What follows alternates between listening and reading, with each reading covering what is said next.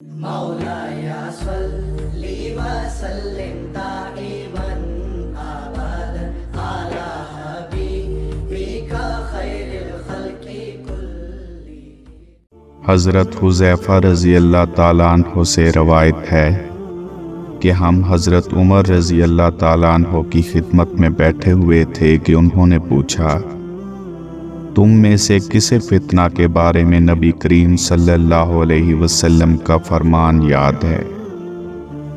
حذیفہ رضی اللہ تعالیٰ عنہ نے کہا، انسان کا فتنہ اس کی بیوی، اس کے مال، اس کے بچے اور پڑوسی کے معاملات میں ہوتا ہے، جس کا کفارہ نماز، صدقہ، امر بالمعروف اور نہی عن المنکر کر دیتا ہے۔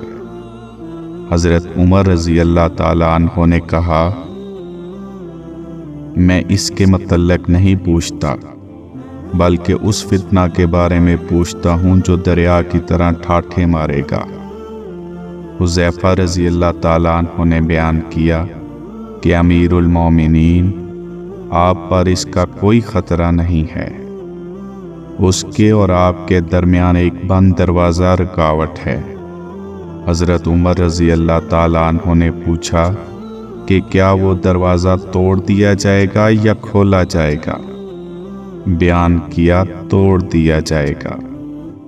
حضرت عمر رضی اللہ تعالیٰ عنہ نے اس پر کہا کہ پھر تو وہ کبھی بند نہ ہو سکے گا۔ میں نے کہا، جی ہاں۔ لوگوں نے حذیفہ رضی اللہ تعالیٰ عنہ سے پوچھا، کیا عمر رضی اللہ تعالیٰ عنہ اس دروازے کے متعلق جانتے تھے؟ فرمایا کہ ہاں، جس طرح میں جانتا ہوں کہ کل سے پہلے رات آئے گی۔ لوگوں نے پوچھا کہ وہ دروازہ کون تھے؟